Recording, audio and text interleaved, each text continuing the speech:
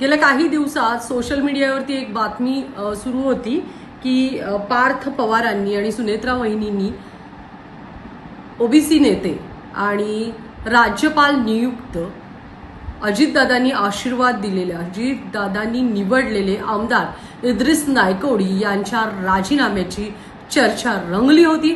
अखेर त्या सगळ्या गोष्टींना फुल स्टॉप मिळालेला आहे आणि त्यांच्या राजीनामा तर सोडाच, परंतु त्यांच्यावरती महत्त्वाची मोठी जबाबदारी देण्यात आलेली आहे अशी माहिती खुद्द आमदार इद्रिस नायकवडी यांनी एका वृत्तवाहिनीशी बोलताना दिलेली आहे। म्हणजे राजीनामा तर नाहीच, उलट पक्षात विश्वास आहे आणि माझ्यावरती मोठी जबाबदारी देण्यात आलेली आहे। आणि काल एक फोटो व्हायरल झाला, त्यात पार्थदादा पवार, सुनेत्रा वहिनी, सुनील तटकरे आणि प्रफुल्ल पटेल आणि खुद्द इद्रिस नायकवडी होते।